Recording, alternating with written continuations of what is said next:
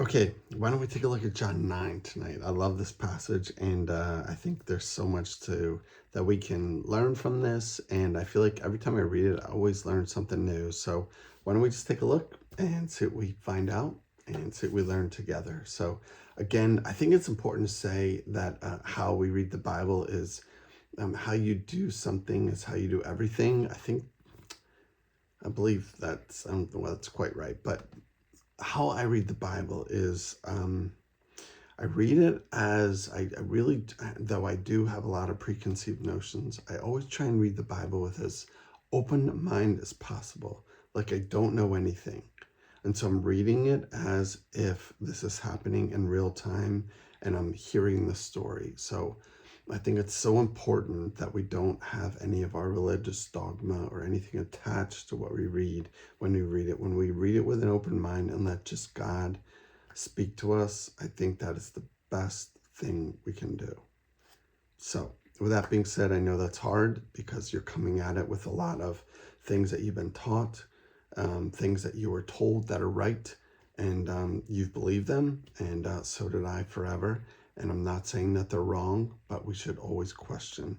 So we always want to look at, we always want to read the Bible, and that Jesus always shared pretty much everything he said was in parables. So if we understand that, then that means that there requires a deeper learning, and so more insight, more time, and give us more grace when we read the Bible, knowing that we most likely won't understand it.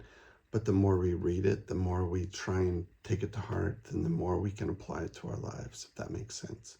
So we read it with that aspect, and we try our best to read it with that aspect. Okay, so John 9:1, it says, as he went along, he saw a man blind from birth. Okay, so right off the bat, he saw a man that was blind from birth. So what does a man look like that is blind from birth? And I'm not trying to stereotype, but I guess I don't really know what that looks like. So obviously he was obviously blind. So it wasn't just it was a legit, like he was blind. And you could see that he was blind, whatever that means. Okay. So his disciples asked him, Rabbi, who sinned? Rabbi means teacher. Okay. You're the one that teaches us. We're asking you, who sinned? This man or his parents that he was born blind? Okay. So, the disciples ask him a very interesting question. Like, they asked Jesus, like, okay, there's only two options here. In their minds, it is, right? Either this man, the blind man, sinned, which is, if you think about it, when did he sin? Because he was born blind, and the disciples were assuming that the disciples knew that. So they're saying that he was born blind and a sinner. So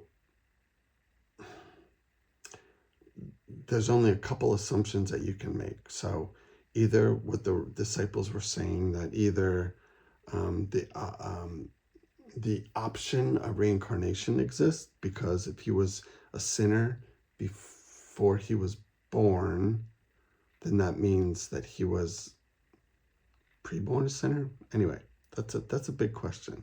So, or his parents, that he was born blind. So did his parents sin? Did they do something wrong, that they had this son who was born blind that was that also was a sinner? So anyway, interesting. Okay, verse 3. Jesus says, neither this man nor his parents sinned. So right off the bat, he's acknowledging that that could be a possibility, but he's saying, nope, neither are those options. There's actually another option. So it's not just one of those two.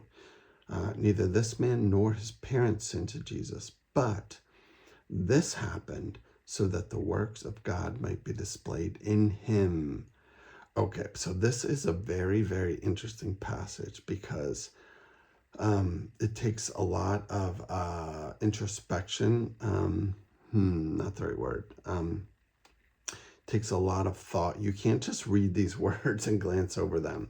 What he's saying here is that the man was born blind so that disciples at this moment could see the works of God displayed in the blind man. So essentially the blind man lived this whole life for this moment so the disciples could see,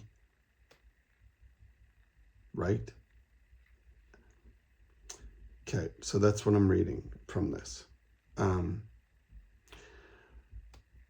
So if you look at that, that takes a whole new meaning, right? Because if that means that certain people are placed here for others, does that mean that they don't serve a purpose? Does that mean that they don't have free will if they were placed here to be a witness to others? That takes some really some thinking through, and I don't want to gloss over that, but I don't want to get hung up on that right now. So anyway, that's a beautiful thing to think about, how we are used in our lives. And I think that humbles us when we realize that we may not see the big picture ever, but knowing that we had a role to play potentially in someone else's life is a big deal. Okay, so verse 4, as long as it is day, we must do the works of him who sent me. Night is coming when no one can work. While I'm in the world, I am the light of the world. Okay, so I think this is pretty straightforward. And for it says, where as long as it's day, we must do the works of him. So he's basically saying, hey, I'm here. I'm in your presence. So there will be a point where I'm not, but right now I'm here. So when I'm here and I am on this planet, I'm going to do the works of my Father, the works of him who sent me, which was the Father, God. So there will be a point. So he's just acknowledging that. And then he says, while I am in the world, I am the light of the world. And so I'm going to take a stretch, but I don't feel that it's wrong in what I'm saying. I think there's some truth to it. And I think if you read it like this, I think it'll give you a new perspective. Excuse me. Remember this. Remember that Jesus says, while I'm in the world, I am the light of the world. We'll get back to this, but remember that. Remember that I am in the world. I am the light of the world. Okay. Verse 6 says, after saying this, he spit on the ground, made some mud with his saliva, and put it on the man's eyes. Go, Jesus said. He told him, wash in the pool of Siloam. This word means sent. So the man went and washed and came home seeing. Okay, so I look at this as almost like Jesus was saying, like, okay, like, disciples, like, you do not get it at all. And in me, in my frustration, still being human, still working it out, but being God, I am not, I'm going to be short. And I'm going to show you that it is not the thing, it is the why. It is not what I do, it's the why behind what I'm doing, which is always his message. It's never the thing. It's never the bread. Like I think earlier in Matthew, we talked about like feeding the 5,000 and the 4,000. And it's not about the bread. It's about supplying their needs, like supplying our needs. And so he spits on the ground and made some mud with the saliva and put on the man's eyes, because I think he was just frustrated. I may be wrong, and I don't want to read into it, except that I think it's okay. It wouldn't change the dynamic, but it almost may create a little bit more dynamic to it if you realize that maybe he was a little frustrated with the disciples. They're not getting it. So he literally just spits on the ground. I mean, that's like, frustration, like spitting on the ground. That's typically you're trying to get something out of your mouth, or I don't know, something gross or whatever, and you spit. And so he spit on the ground, made some mud, and it's like, okay, just rubs it on his eyes, right? It's so simple. It's so childlike, you know? I mean, I played with mud when I was little, and I loved it, like forming things and all of that stuff. I love playing in the backyard and making like mud meatballs and mud pies and just forming this mud and getting it the right texture. And that's what Jesus did. It's just, I don't want to read into it, but when you read it, just like in the open mind of like, what was Jesus thinking when he did this? Like, imagine yourself in that time when Jesus literally leaned down or spit in the mud, picked it up, and then rubbed it on his eyes and said, go clean up, and go, this is all you need to do. And so, which is so interesting though about this man who I think I would have loved to meet this man, because I think he was a cool dude. And again, I'm putting into it a little bit, but just from the tone of this chapter, it seems like this man was like legit. Like he had his like shit together, and I think I would have liked him. But so the man listened. He's like, okay, fine. I've got mud on my eyes. I am going to go wash them and see what happens. And he came home seeing. So imagine, okay. So my son Luke is 23 and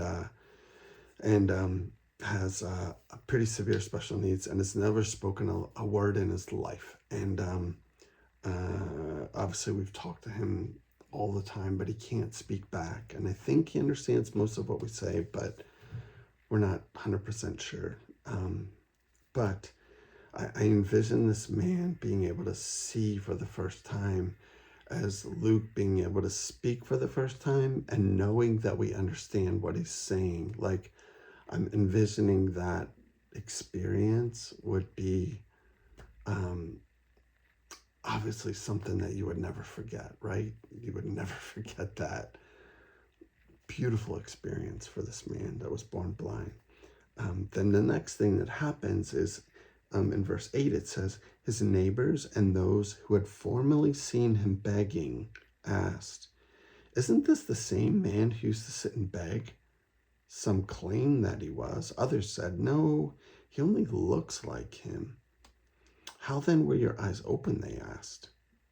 He replied, the man they called Jesus, interesting, the man they called Jesus made some mud and put it on my eyes. He told me to go to Siloam and wash.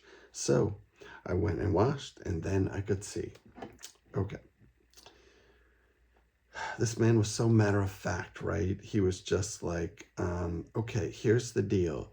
I think he maybe was possibly still in a little bit of shock, where he just was like, it was so matter of fact, like, okay, this man named Jesus told me to do this. And so I did it, and it was very odd. And I went and washed this mud off my eyes, and now I see. Like, we read it with like, okay, no big deal. We read the story a zillion times, but realize what happened.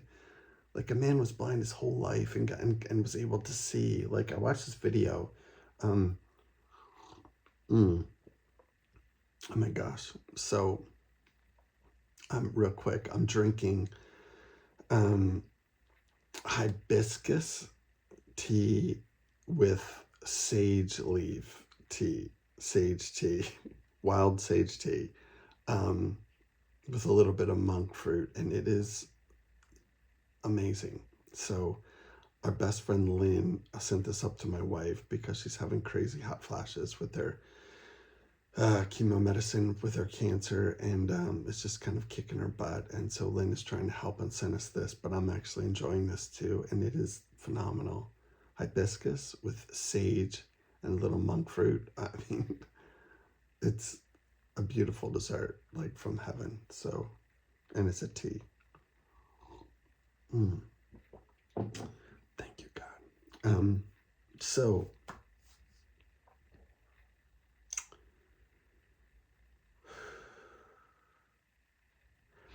the neighbors are looking at this guy and saying, is it this guy? And so there must have been something about this guy that was visibly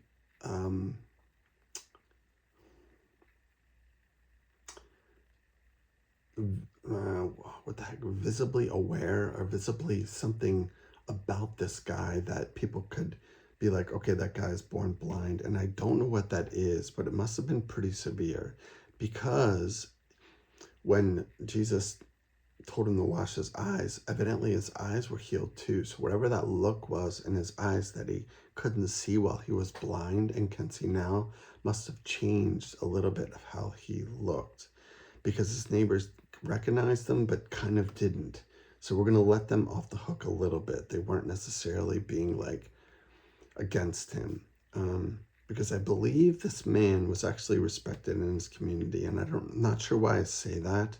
And so I may be taking some liberty, so forgive me. It doesn't change the story, but it sheds a little bit more light maybe into it, that I believe that this man was actually respected in his community, even though he begged, because he was a good man. I believe he was a good man, which is why Jesus came to him. So that's important. I believe Jesus saw him where he was, and this man was ready for transformation. This man was ready, just like Matthew was. Remember our last video, we talked about Matthew being ready. It just didn't out of the blue say follow me, and he just literally changed his life overnight. I'm not saying that can't happen, but typically that doesn't. Usually you have to prepare yourself through a period of intense suffering where you get to a point where you just like are so done with yourself that you give up and you say, okay, God, like you just let go and you just give it all to God. And so I believe that this blind man was at this point too. And Jesus met him right where he was. So I believe his neighbors saw that too. So, okay. So remember what we talked about up in verse 5, where Jesus says, while I'm in the world, I am in the world, I am the light of the world. And then here in verse 9, it says, others said, no, he only looks like him. But he himself, which was the blind man, insisted, I am the man. I am the man. So it's interesting because I am was also used up in verse 5, where Jesus was just saying, while I am in the world, I am the light of the world. I believe that at this point when Jesus was saying that, he was sort of like handing over the torch to us as to take that on as our mission as well, just like Jesus did. We are to do that as well. And so we're supposed to speak that in the first person. While I am in the world, I am the light of the world. And I think this blind man was recognizing this when he says that I am the man. I am the man that Jesus healed. I am the man that Jesus showed mercy on, right? And so claiming that, I think, is very important. So the neighbors ask, how then were your eyes opened? They ask. And the man replied, the man they called Jesus made some mud and put it on my eyes. He told me to go to Siloam and wash. So I went and washed, and then I could see. So, again, I don't want to be repetitive, but I think that's interesting that he's not quite sure who this man they call Jesus is. He doesn't have he doesn't know him. He's heard of him, and he knows that someone healed him, but he's not sure. I think he's still kind of in shock from all of this.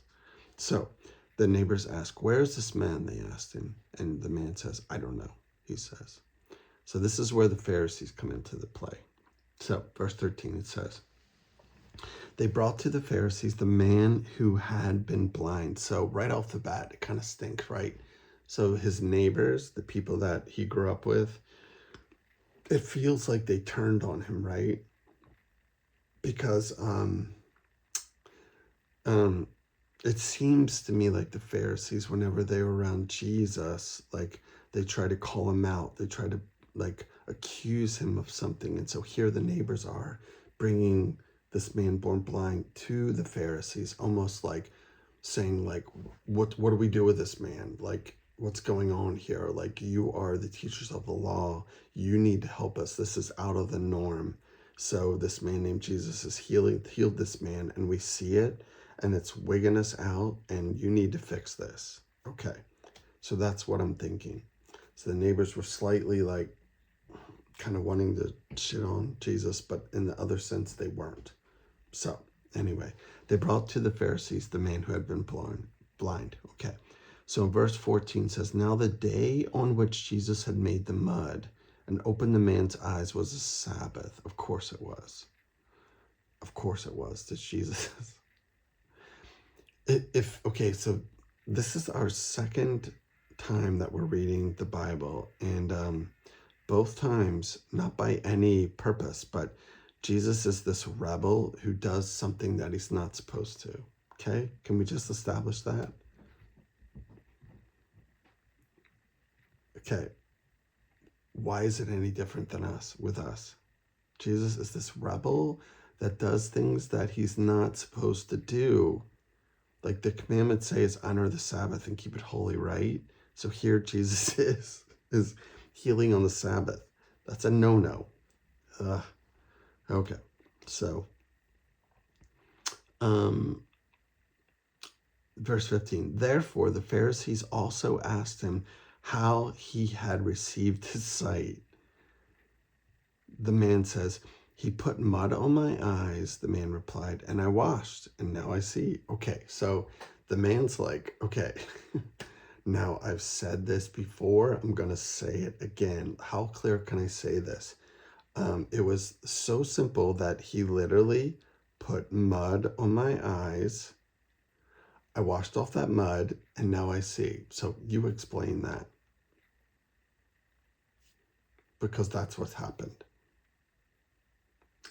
Next verse. Some of the Pharisees said, this man is not from God, for he does not keep the Sabbath. But others asked, how can a sinner perform such signs? So they were divided. Okay, so now we start to have a dilemma here, right? Because it says some of the Pharisees said, but then in the next part it says, but others asked. We're assuming that's other Pharisees, but others asked. So some of the other Pharisees asked, how can a sinner perform such signs? So we have one group that says that this man is not from God because he doesn't keep the Sabbath, but there's another group that's saying, okay, I get that he didn't keep the Sabbath, but he also healed a man. So is that wrong? Because like he's literally like healing a man who was born blind. Like how can that be wrong? Even though we did it on the Sabbath. Like, so there's this tension here, even amongst the Pharisees, which is not good. Then collectively, it seems like the Pharisees, all of them, the ones that were still questioning and the ones that said that he was not from God, said to the man, what have you to say about him? It was your eyes he opened. So the man replied, he's a prophet. So you see this man growing as he's taking time to process what's happening. Initially, he was in shock, and he calls him this man Jesus. He's like, I have no clue what happened. He's still in shock, and then he has some time to process. He hears what the Pharisees are talking about, and he's just like, wait a minute here. He's like, it's like this man is coming to his senses, and he's saying like, wait a minute here. Like, I didn't necessarily ask to be healed. I was picked out from a crowd. He saw me, that I was born blind, and he chose to heal me by the most simplest way, by not some magical like hoodoo guru or whatever. He literally like spit on the ground, put mud, and then told me to go wash. Like, how basic can you get? So this man is starting to grow in his knowledge, and he calls him a prophet. Though he hasn't really talked to Jesus yet, but he's hearing about Jesus from the Pharisees and from the neighbors and all this stuff. So just keep that in mind. So verse 18 says, they still did not believe that he had been blind and had received his sight until they sent for the man's parents. Okay, so now they're getting the parents involved. They ask, is this your son? They asked, is this the one you say was born blind? How is it that now he can see? So they're kind of at their wits' end. They're like, okay, maybe the parents can give us some insight. Maybe there's some BS or something's happening. Maybe it's an incredible con artist that this man is, and that he's fooling us, but let's get to the bottom of this. Let's ask the parents. So they invite the parents, not invite them, but they tell the parents. and they ask them questions. And the parents say, verse 18, um, verse 20, the parents say, "We know he is our son." The parents answered, "And we know that he was born blind." Okay, so they confirm that right off the bat. He's our son, and he was born blind. So, boom, the Pharisees, like, he's not a con man. Obviously, what he's saying is true. Okay. We know that he was born blind, but, here's the but, saving their asses. But, no pun intended. Okay, that was good. But, how can he see now? Or who opened his eyes? We don't know. Ask him. He is of age. He will speak for himself. Okay. Kind of a shitty thing for the parents to say, right? They were totally protecting their butts. Yeah. Who knows? They're just basically, they're saying that they would be like, this dude, he's on his own. He can speak for himself. He's old enough. So verse 22, it says, his parents said this because they were afraid of the Jewish leaders who already had decided that anyone who acknowledged that Jesus was the Messiah would be put out of the synagogue. That was why his parents said, he is of age, ask him. So the parents were afraid, obviously, right? Which is insane. They were more afraid of getting kicked out of the church than protecting their son. Like, that's insane, except it's not. Like, that still happens today. It still happens today. If someone grows up like in a Mormon church, and I used to live in Utah, and I would see people be like kept from me. I had a buddy that I would go mountain biking with and loved it, and I invited him to our churches. Like, we went to like Snowbird to go skiing, and I invited him just to go skiing. I wasn't trying to convert him. And but it was to our church, and he went and had a blast. And like, literally, we had a great time. And he went home, and I remember the next day I wanted to go mountain biking with him, and he's like, Clay, I can't. My wife won't let me go, and she was afraid that I was going to convert him, which is insane. So I know it happens in the Mormon church, but it also happens in the Christian church too. So many times you've got this family that grew up going to this church, and for whatever reason, that's what they did. And then one of the kids or whatever, like, branched out and maybe learned something new or expanded their thinking or whatever, changed denominations, or, which sounds insane, but did something like that. And they were kind of ostracized. They were treated like they were like backsliding or like getting in bed with the devil, or like letting themselves be like, I don't know, enchanted by things that were evil and from the devil. And so they were treated as less than. Not really, but they were, like they would always be like the one that like everybody was praying for because they needed help and saving. The times have not changed. But anyway, okay. So in verse 24, it says, a second time they summoned the man who had been blind. Okay, so they try again. Pharisees are kind of, they're running out of options. So they tell the man, give glory to God by telling the truth. They said, we know this man is a sinner. So that's not like a loaded gun, right? They're saying, give glory to God by telling the truth. It's like, you lied before, so now it's time to tell the truth. We know this man is a sinner. Oh, God forbid. He's healed a man, and he did it on the Sabbath, so he's a sinner. How dare him? The man replied, whether he is a sinner or not, I don't know. One thing I do know is I was blind, but now I see. So this man is so awesome because it's so matter of fact. He goes, okay, like, y'all are bitching about something that I don't give two shits about. I mean, for real. He's saying, like, do you not get it?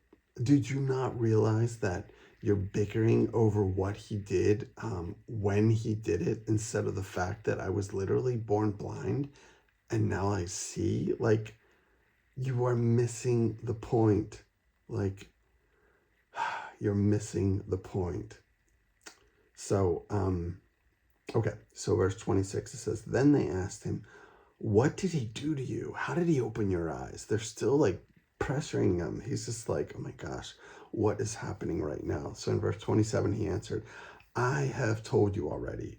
Hello, I've told you already, and you did not listen. So let's try this again. Why do you want to hear it again? So this man is, I like him. He calls the Pharisees out. He doesn't care. He doesn't care. Everybody else, his parents are afraid of the Pharisees, right? He doesn't want to be the Pharisee. The parents of this man don't want to be kicked out of the church, but the blind man doesn't care, right? He's just like, you know what?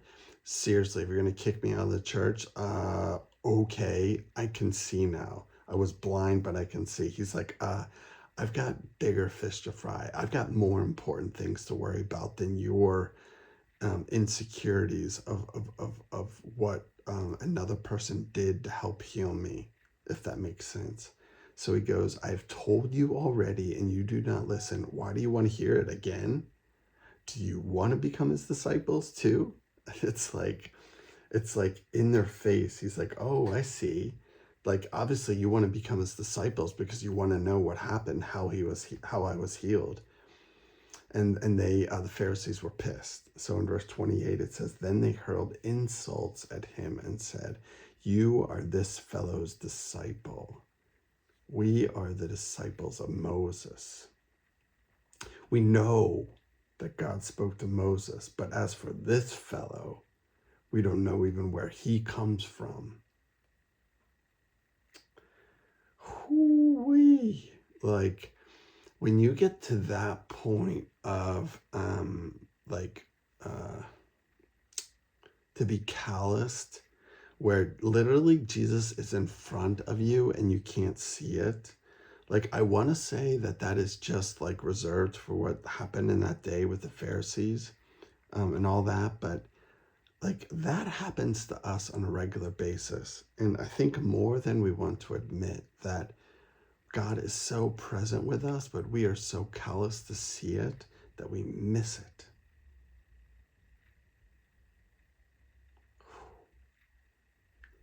That's I know I've been guilty of that for sure. And so when it's right in front of your eyes, you're so like stuck in your struggles or in your things that are going wrong that you miss the beautiful things right in front of you. And man, that is a lesson for me, for sure. For sure. There's always so many things to be like upset about. There always is.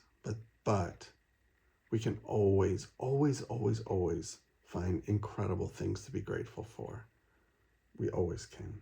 So, okay, so what does the man say? So let's, real quick, I'm going to repeat this. So then they hurled insults at him and said, you are this fellow's disciples. We are disciples of Moses. We know that God spoke to Moses, but as for this fellow, we don't even know where he came from. Okay, so here we are. The Pharisees are so stuck on the law because actually they don't know, because they weren't around when God spoke to Moses.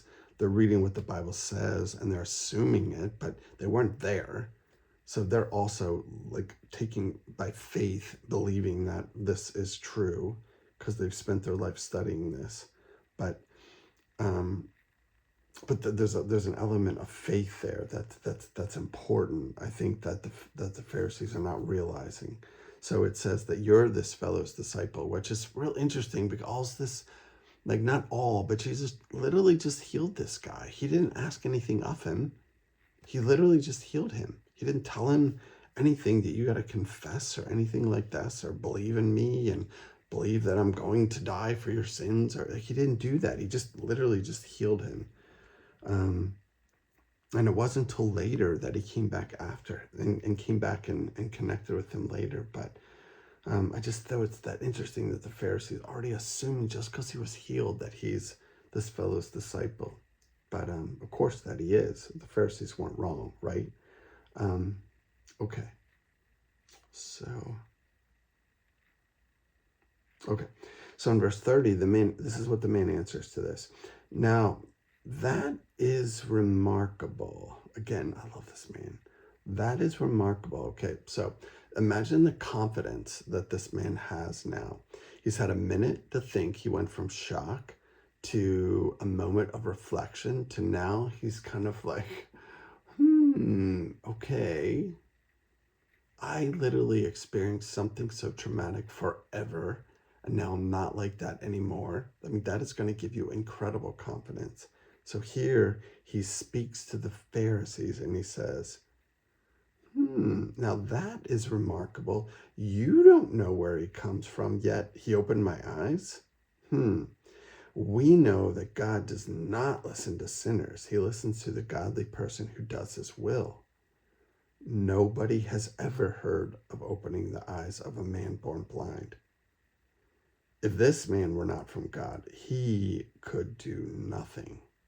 So there's your message. There's your mini elevator speech sermon for who the man realized without Jesus speaking, all he did was live his life. And yes, healed this man. But in healing this man, I think there's a deeper thing. And so whether this actually happened or not I don't know. And so this is one of those things where you kind of walk into ground where you start to offend people. And this is by no means meant to offend people. If you're watching this long, then hopefully you're still with me and you're not thinking I'm absolutely crazy. But the Bible is written in different layers, and so it's written from a historical aspect. While some of this absolutely may be true, all of it has deeper meaning. All of it is mostly spoken in parables. So when he talks about healing the blind man, and the blind man can now see, yes, maybe he was blind and maybe he did see physically, but it is bigger. We're talking about us and the story of us. So you can put yourself into the position of this blind man where he was blind from birth. Jesus showed up to him out of nowhere and transformed him, but it didn't mean that the blind man wasn't preparing himself for that encounter with Christ. And so it was a beautiful encounter where Jesus met the man right when he needed to be met, and it transformed his life overnight. So he could see. He went from being blind his whole life to now being able to see. And it takes a minute. It takes a minute when you can't see your whole life. It goes from blurry to start not being blurry, and see what happens as we read this story. Initially, the blind man said that this man, Jesus, so his eyes were blurry. He's seeing, but his eyes are still blurry. And then he moves to calling Jesus the prophet, right? Okay. So his eyes are clearing up a little bit. And then what happens? Even the Pharisees know who this man is now. The Pharisees call him a disciple of Jesus. So in that time frame, they saw that this man was all in for whoever this was that healed him. I find that so interesting. And then not only that, but this man gives him a little not speech, but a little bit of synopsis of what he's learned and his perceptions without even Jesus saying a word of what he gets from being healed. And that's the experience. And that's what happens with us.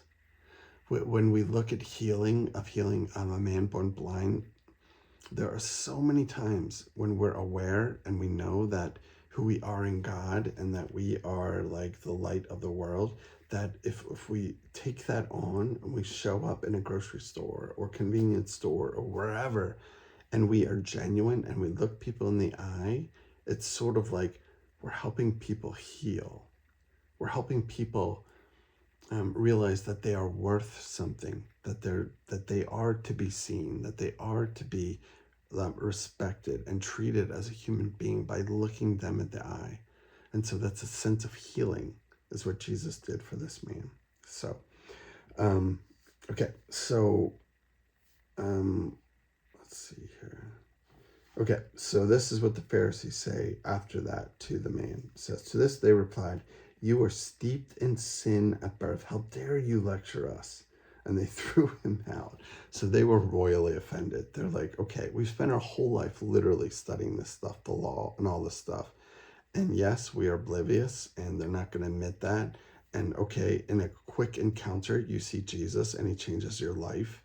And who are you to speak to us? You were literally begging yesterday. You were begging like we were much better than you. Look at us. Like we walked by you and maybe threw you a penny or whatever it was in that day, but you were less than. Like, how dare you speak to us? How crazy is that? Okay. So let's read verse 35. Jesus heard that they had thrown him out, and when he found him, he said, do you believe in the Son of Man? Okay, the reason why I believe that Jesus said this to him is because the only way that he would have gotten thrown out is to say something like he was in alignment with Jesus. Does that make sense? Like, it said before, the reason why the parents didn't is because they were afraid if they aligned with Jesus or Lord Jesus, that they would be kicked out of the temple, okay? So this is exactly what this guy did. So that was a thing. And so Jesus, so this man who was born blind literally called out the Pharisees. So the Pharisees cast him out. So Jesus knew why he was cast out. So Jesus was like, wait it here. Like, do you believe in the Son of Man? Like, okay, I have a good assumption why you were kicked out, but I'm going to ask you. And the man says, who is he, sir? The man asked, tell me so that I may believe in him. Tell me so that I may believe in him. Okay.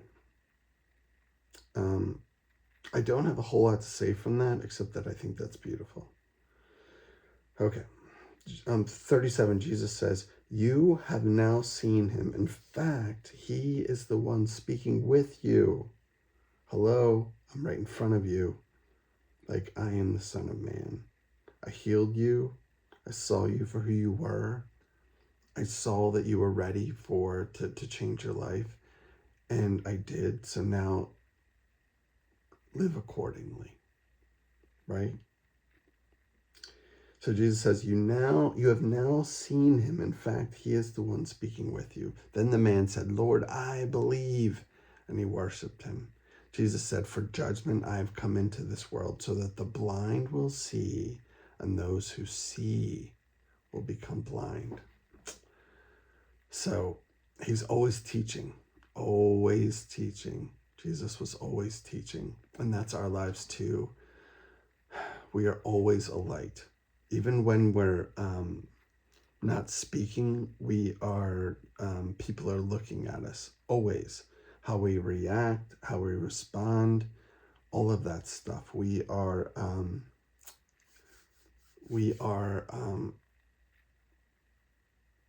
carrying like this torch, but not from a sense that we have to be something that we're not, but we're just carrying this torch. If we are obedient to God every day, you can't help but be a light. You don't try and be a torch. You don't try and carry a torch. You just are a torch. So with that comes not responsibilities, because you just need to be authentic, but it also, there's a weight to it, if that makes sense.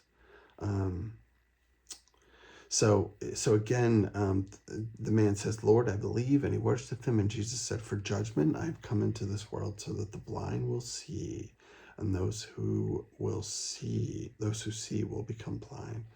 So it's the ones who, Jesus came for the sinners. Like we just talked about in Matthew, he came for the ones that recognize that they aren't perfect.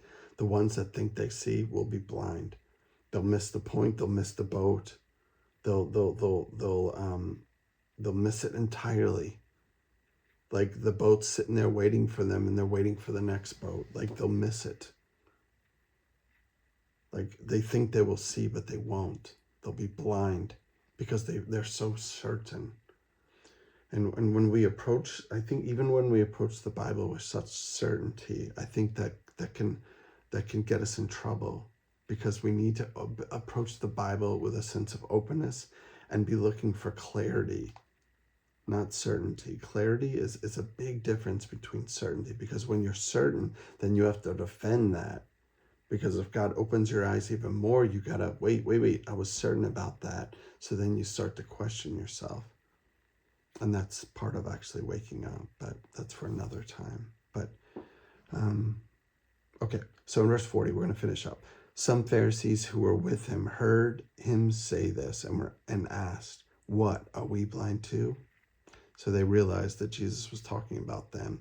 They knew that. They were smart enough to know that, okay, I get it. You're talking about us and we're offended. And Jesus said, if you were blind, you would not be guilty of sin. But now that you claim you can see, your guilt remains. So here's the deal. It's like once you know, you can't unknow. You're not responsible for the things that you don't know. I didn't know so much growing up forever. I kept learning, but I came to a point where I went from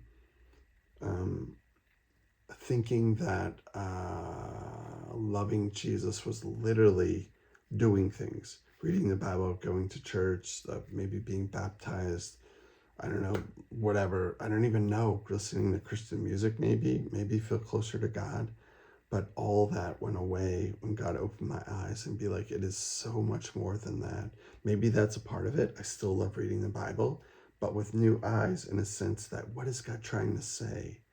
With no like religious dogma, with no like beliefs that I'm supposed to hold on to. Just read it for what the words of Jesus said. And when you read it like that, your eyes are open and it becomes really fun. So this was long, and if any of you stuck with me, impressive. Please leave a comment. I would love to know if you guys are learning anything from this, and if so, I'll keep sharing. But thank you. Have a good night.